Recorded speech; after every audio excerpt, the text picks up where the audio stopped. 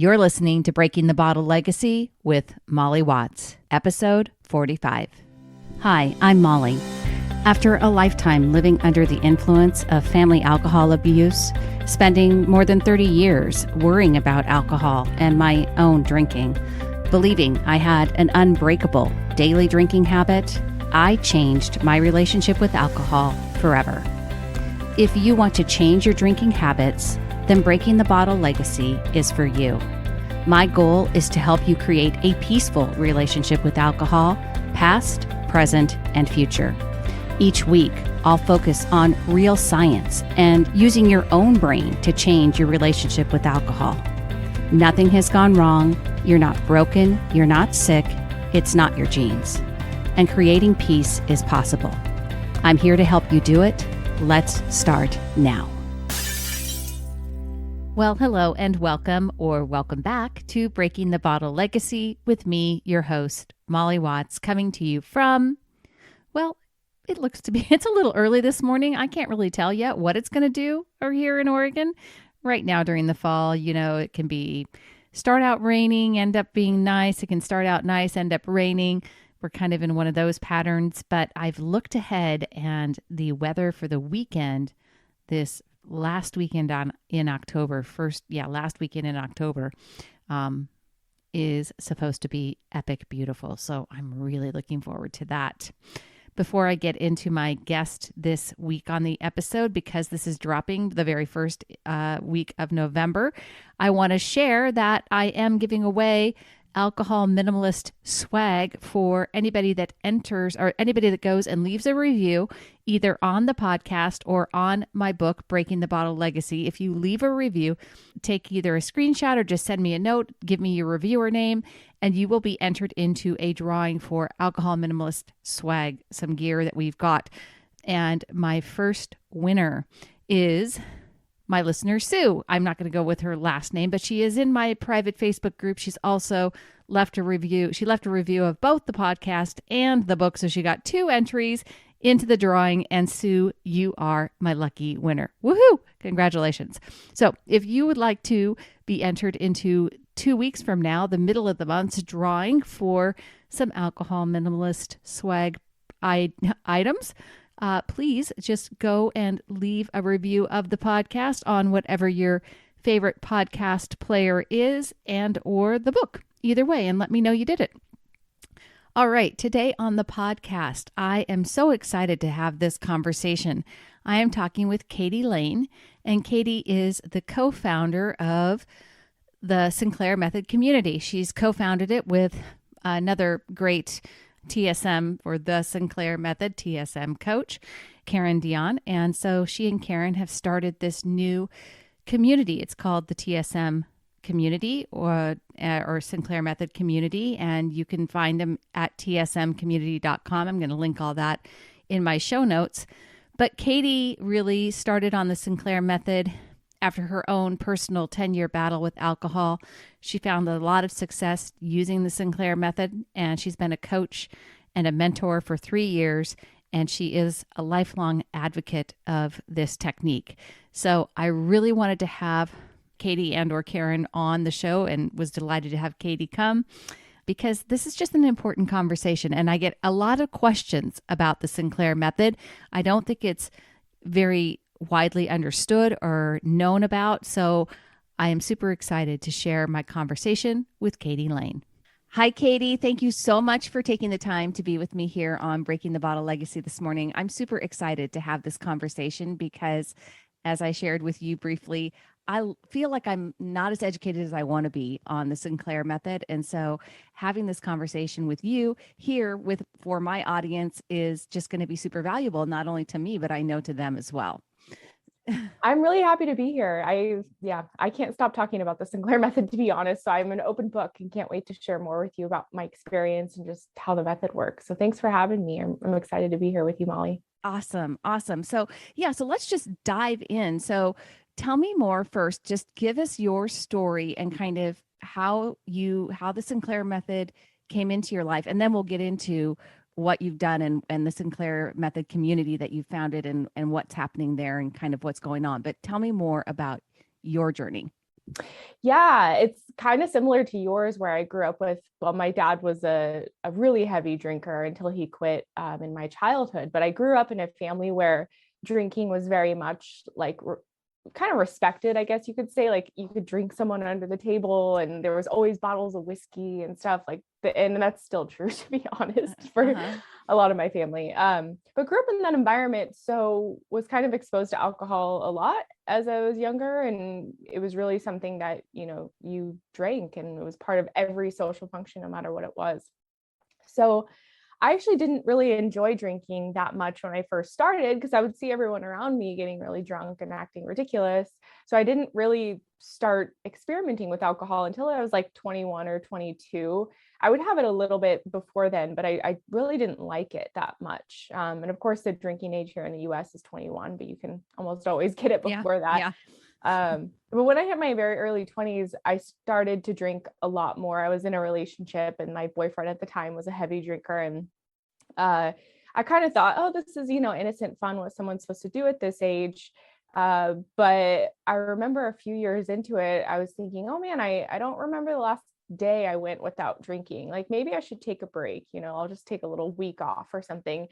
And it was really hard to do because I was battling cravings for alcohol and had a very ingrained habit of drinking like every single night. And so I made it that full week, but it was really hard. I remember taking like NyQuil to put myself to bed at like 7 o'clock just so I wouldn't like have to go through that witching hour. And yeah, that was when I realized like, oh shoot, this isn't just something I'm innocently doing in my 20s. It's actually become an issue. And so that's when it kind of, rang true to me that, oh my gosh, this is going to be harder to battle than I thought. And that kind of escalated into, 6 to 8 years of really trying to cut back and take breaks and have 30 days sober and those challenges and stuff, and always going back to alcohol. And it's always getting worse than it was before.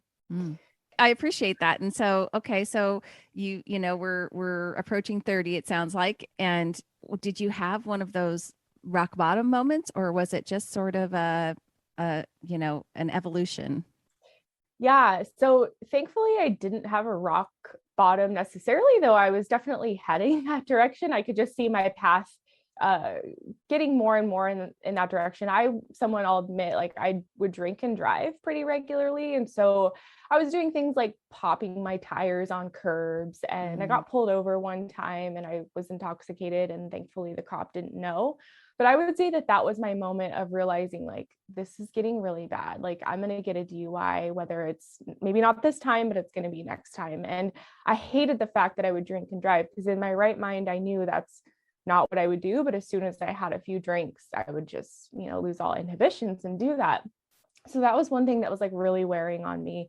And a lot of other things. My health, even though I was only like 30, my health was not good. My liver was hurting all the time. I was hungover 3 or 4 days a week.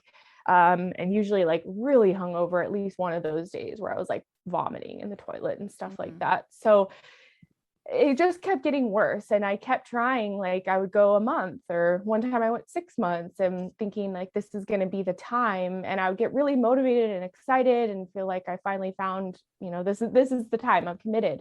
But it would always, go back to drinking. And a part of me was kind of praying for that rock bottom, thinking, well, maybe if something got really bad, then that would wake me up enough to finally stop. And so that's like really sad to think about now, but that was true. No, I think, and unfortunately, I think that's really, you're not alone in that, right? There's a lot of people who are waiting for some rock bottom moment to decide to change their lifestyles, whether that be drinking or their health, or, a lot of things that come under that. So I'm glad that you didn't wait for that, that you didn't decide to do that. So tell me how you learned about the Sinclair method, or how did that come into your life? Yeah, well, probably like a lot of your audience, on one morning when I was hungover, I would always scour Google or YouTube for like sober stories or people that like maybe someone would have that golden ticket of how it worked for them. And I stumbled upon a TEDx talk by an actress named Claudia Christian, how she overcame alcoholism using a medication and the Sinclair method. And I just thought, this is way too good to be true. No way. but kind of continued to do more research. At that time, that was like over 4 years ago now, there was information out there, but not a ton. Like today, there's so much more information. But it's still this like fringe approach to changing your drinking habits, to be honest. It's not mainstream yet. But so I found that TEDx talk, and this method involves taking a medication that's actually cheap, non-addictive. It's like there's no issues with it for most people. It's like not harmful, not addictive, all that. But so you have to get a prescription for it. But the thing is that because a lot of doctors don't know that this method exists, and they spend very little time in medical school learning about addiction, a lot of just general doctors won't even give you the prescription because they don't feel right about telling someone to keep drinking if they have a drinking problem. That's what I've learned over like the years of talking with doctors. And there are other reasons, of course, but I remember calling around to like tons of local doctors and nobody would prescribe it to me. And I just moved to a new area. I didn't have like a GP set up, but I called just all of these different doctors' offices. I think one was even an addiction specialist. And so I kept like getting the door slammed in my face. I was like, what the heck is going on? Like, this is really crazy. But then I learned that there are a lot of doctors that you can find in a directory online on the C3 Foundation that are knowledgeable about this method. They specialize in it, and they will give you a prescription. And the reason these other doctors won't is just really lack of knowledge. It's not that it's unsafe or that they can't do it. It's just they're not aware of this method for fixing alcohol problems. So I finally got a prescription like a few months after learning about this method, and it changed things. Like within the first week, I just started to see a difference. And a lot of people might get on this method and think, oh, like you're taking a pill, like, is it going to fix it right away? Or you're going to replace one substance for another. But that's not what's happening at all. And I can talk more about the science behind this. Let's tell everybody and explain exactly what the Sinclair method is.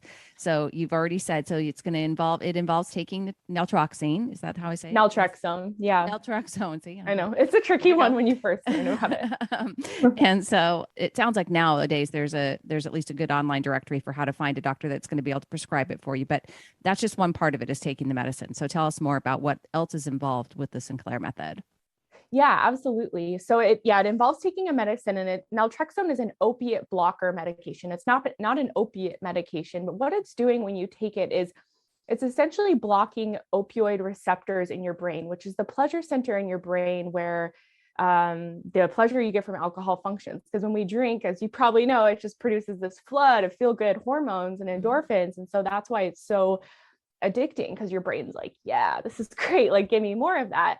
And so when you take the naltrexone as an opiate blocker, you take it 1 hour before you have your first drink of the day, and it's blocking those endorphins from latching on to the opioid receptors. And so what happens over time, and it's most of the time it's pretty subtle for people, like each time you drink on the naltrexone, it's not like the first time everything's changed. It's pretty gradual, but you begin to see yourself. A lot of people say it like they have an off switch when it comes to alcohol. They'll take the medication, they'll drink, and they'll say, oh, I don't really get those same Christmas lights as before. Like, sure, I can enjoy this glass of wine or this beer, but I'm done with one or two. I don't really want more. And, it takes time to get to that place. And, I would say like the method to really like see big results, people will see them early on in the first week or the first month, but to really get to the end goal of this method, which I can talk more about, it takes like 6 to 9 months. Okay. But when you take the medication and drink on it, you're not getting that pleasure reinforcement. It doesn't make you sick like antabuse. Yeah. No. Mm-hmm. And it can still be really enjoyable to drink, but what happens is you regain that control and you get back in the driver's seat of alcohol. And like I would go out for drinks and I'd have like 1 or 2 glasses of wine and literally not want for more, and feel so empowered around that, because before I would go out and most of the time just get blackout drunk and have all the intentions not to. But once I had a few drinks in me, it was really easy to do that. So this medication, it gives people, back control over their drinking, and it has a 78% success rate that's been clinically tested and proven over and over and over again. Wow, that's just a huge number. I really want to dive into that, or not. I just really want people to hear that, because for me, I know that I talk about this a lot because I had a daily drinking habit, but I was also never really too much of a binge drinker. So I don't have a lot of experience with when I say binge, I guess what I mean by that is getting to the point of being really altered, blacking out, not remembering, having those kind of things. Because technically speaking, if we want to get really technical, I was a binge drinker because I would drink more than, 4 drinks in a night, which is what the NIAAA says is a binge for women. But for me, I was pretty, because of growing up with an alcoholic parent, kind of like what you were talking about. I had a lot of negative association with drunk behavior, which is pretty funny because even when I was drinking, like if other people were drinking around me and they were more intoxicated than I was, I would, which was pretty much all the time, I didn't like it. Like, I don't like that. I still don't like that feeling, to be honest. I have to really like work with myself not to be, to just like relax through that with other people. But so what I'm saying about that is that for me, I've never had that issue where once I figured out what was driving my habits and really being able to change how I was thinking about alcohol and realizing that the alcohol itself was likely causing some of my rebound anxiety because of the neurotransmitters, and really understanding the science, for me personally, the cravings sort of just dissipated on their own over time. So I'm excited to hear more about this as especially as it applies to people who really probably are drinking, more than I did on a regular basis. Yeah, absolutely. And I think like, when you get on this method, sometimes people, because I'm a coach for people, I've like seen like so many different experiences through this method. And sometimes people think, oh, I'll just take a pill and it's going to fix everything. And, I'm 3 years sober today. I don't think that would have happened with this method or without this method or medication. And I kind of got there by accident, to be honest. That was not my intention. Mm-hmm. But sometimes people rely only on the medication and they're not, like you're talking about, they're not changing habits. And like the information you share in your podcast and your book and everything, like if this method is coupled with something like that, like people becoming more aware of what's going on in their brain, and that, drinking, yes, it is this, very pleasurable thing we're doing that's very reinforcing. And like, that's why like I like the term alcohol use disorder better as opposed to like addiction. Right. But when people are relying only on the medication and not changing habits or not like doing other things to really bring meaning and fulfillment into their life, the medication will only take them so far. So it's not like this magic pill that is going to fix all your problems and, all of that. Right. But it does the amazing thing of getting rid of the cravings and giving you back control. And that's like, for me, that was the missing piece, honestly. So you are completely alcohol free then?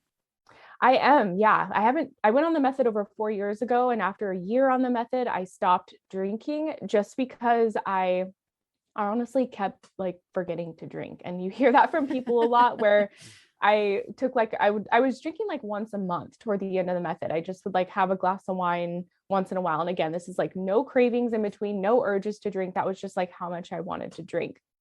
But what happened is I just kept going and like longer and longer. Another month had passed and another month. And I ended up, after 4 months of not drinking, I was like, well, I think I'm just going to like claim that I don't drink anymore, but I still have naltrexone. I might still drink again one day.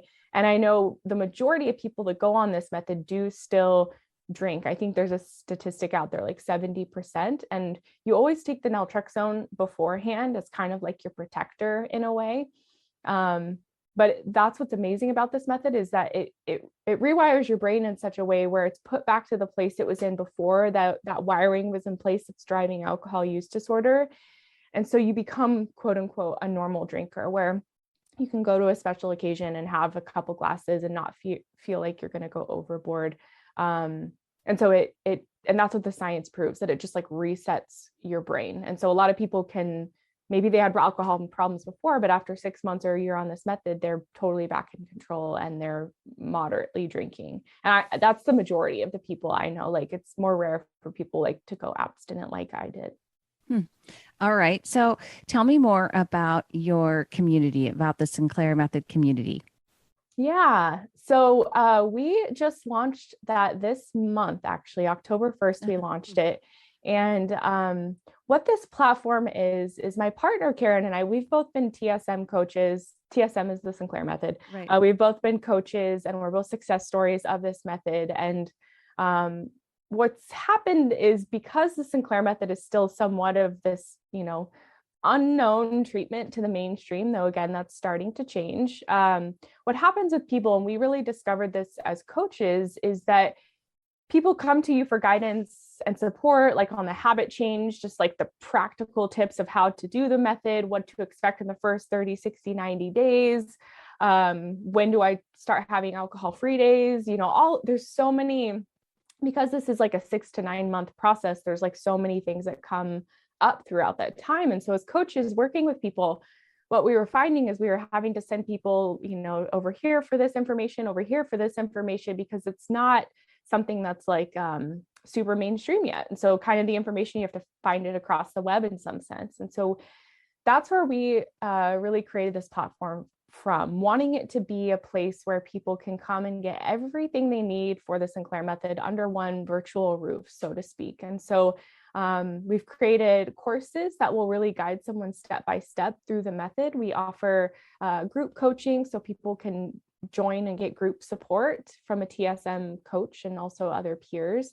And then we have like live events and other just, content and information to really guide them through this process. And the last thing about it is we have a live feed on the community, kind of like what you would see in a Facebook group. So people can post in real time and ask questions and connect with other community members. So we're really hoping that this platform will help to set people up for success on the method and really give them everything that they need to be successful from like day one and just getting started all the way through to when they reach their goals around drinking, whether that's moderation or abstinence.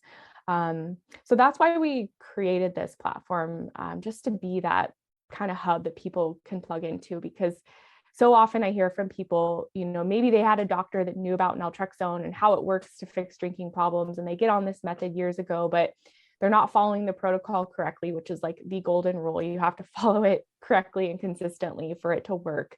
But I just hear from people over and over again, like, oh, I didn't have the right information or support last time, and so it didn't work for me, but now they're back on it and it's working again. So that's why we created this platform, to be that hub for people to plug into and get the support that's right for them, changing their relationship with alcohol through this method. Wow. Okay. So that is awesome. And so, of course, folks, I'll link that all in the show notes where you can find Katie and Karen and this community, because I think it's a really valuable tool, especially for those of you who are, struggling with especially if you are a binge drinker or somebody that's, struggling with consistency. And I think Katie kind of nailed it right there. I tell people all the time, for me personally, this process took about 2 years. So, it wasn't because of, really for me, it wasn't because of an ongoing craving issue. It was just, that's the pace I took because I really wanted sustainable change. And I wanted to be able to know in my heart of hearts that I was completely at peace with my relationship with alcohol, that I know that there's other people that are listening that probably have the same feeling. If maybe you had it too, it's just a lot of anxiety around your drinking, and that was really for me what was the driving factor. I did not want to keep feeling so anxious. Yeah. And would you have said that for yourself as well? Oh yeah. Constantly anxious about it. And just like you, like wanting to have control over it and not go overboard with it. But it was like I would spend so much time thinking about it. And then when it came down to the drinking and stuff, I would just almost always lose control. But yeah, it takes time because it's such an ingrained habit. It's such a rewarding experience. We get in this very intimate relationship with alcohol. For me, I felt like it was like, kind of breaking up with a bad lover who is like, okay, this is a very toxic relationship, but I keep coming back to it. But yeah, it's something that takes time to change. And I think that surprises a lot of people too, when they get on the method, is like, oh, okay, I'm losing my cravings for alcohol, but like I still feel all of these emotions. Right. Well, that's all the thoughts, right? Those are all, just like you said, the what you've decided that alcohol means for you is really, and that's why I talk about it all the time. We have to really uncover all of that unconscious thinking and all the things that we believe about alcohol. And it's really changing those core beliefs and understanding that we have the ability to change those beliefs about alcohol. Because when you're stuck in a habit like that, it can, I called my habit oxymoronic because it made no sense to me in a logical way, because I'd be like, okay, let me get this straight. I have a mother who's abused alcohol for 40 years. It's been like the underscore of my life. And yet here I am, drinking more than I know is good for me, drinking more than I want to, and I can't seem to stop doing it. Very ironic, right? Didn't make a lot of sense to me. Well, this has been wonderful, and I can't wait to share the information for reaching out for people. And I love the fact that you guys are providing a platform that will give people support to enable them to be consistent over time. And I appreciate the fact that you are telling people, it's going to take time, because one of the things I just did, my last two podcasts were inspired by a Facebook ad that I got. I've been listening to them. They're great, by the way. I hear you. I really do. So I appreciate you speaking out about that. Yeah, but when people say like, in 5 days you can fix something that's been going on for me for 30 plus years, it's like, I just get frustrated by that, because I feel like it plays on that total anxious fear, and it speaks to that. And everybody wants a quick fix. I mean, who doesn't want a quick fix, right? Yeah. But quick fixes, just in my experiences, aren't sustainable over time. Not with anything. Yeah, right. And so that's what I love about this. I love the fact that you guys are in this for, a journey with people and really supporting them through the process. And I appreciate the fact that, in addition to, you're saying it really, really clearly here, it's not about just taking a pill, folks. It's about changing your thoughts about alcohol. And if this pill helps you do it, then I am all in. So yeah. Well, and good for, like, your work that you're doing as well. Like, it's really important. And I think setting that expectation also, that this is like, you're changing yourself, and we all want that quick fix. We all want that quick success. We want the quick, it's like a link click society where you click and get something to your house in a day or two. And it's not that way when we're talking about ourselves. So it is really important to set that expectation for people, because like you said, that ad of like, get it fixed in 5 days is just setting people up for disappointment. And like, what we want to do with our platform and with the Sinclair method is like set people up for success. And if you're not ready to embark on this journey that's going to take time, then that's okay. And same with, the work you're doing. It's like, maybe you'll be ready in a few months from now, but I'm not going to give you something that's going to promise something that probably won't happen, and it'll just leave you feeling worse at the end of it. Well, I just tell people, my goal is to meet people where they're at, and start there and take those small steps, and just be willing to understand that small steps, when added up over time, equal big gains.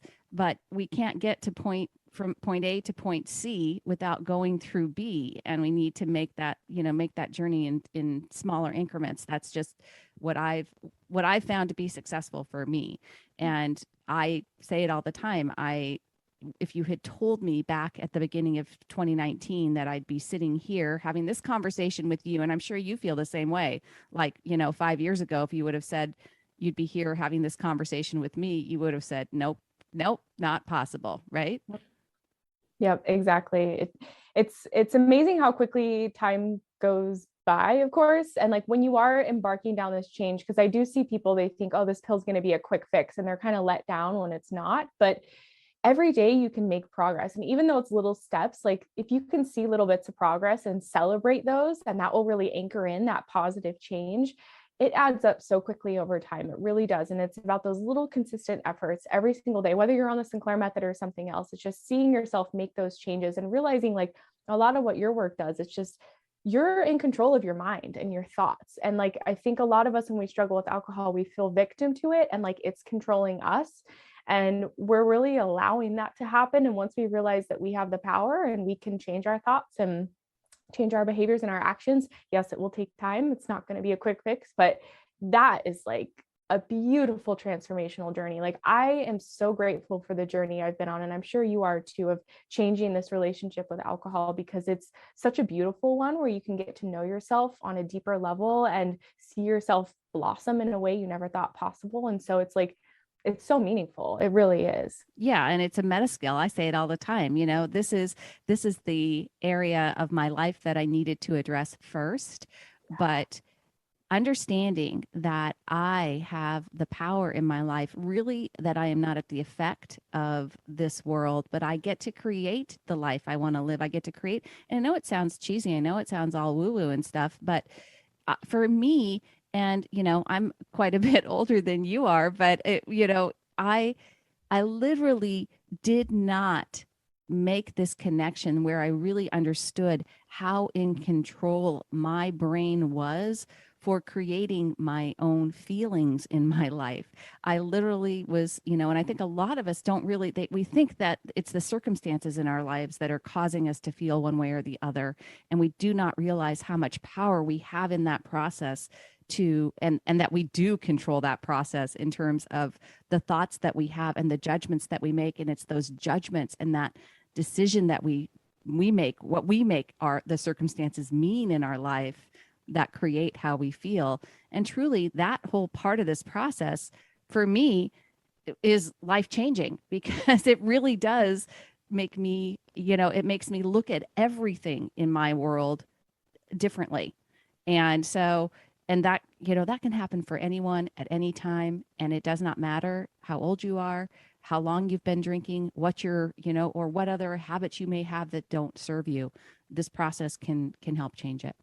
Yeah, absolutely. And I know you said it sounds cliche, but what I found to be true is that like through this process, like all those cliches, it's like, oh, they're actually right and they're true. So it sounds cliche, but it's true. Well, Katie, I just have loved talking to you. I appreciate you coming on the show. I appreciate you hanging with me when I didn't show up on time this morning, folks. That's just how we roll.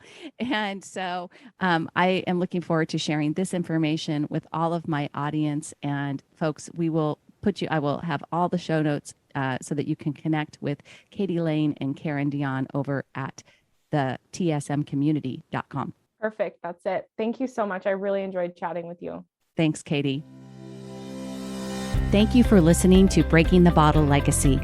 This podcast is dedicated to helping you change your drinking habits and to create a peaceful relationship with alcohol. Take something that you learned in today's episode and apply it to your life this week. Transformation is possible. You have the power to change your relationship with alcohol now. For more information, please visit me at www.mollywatts.com.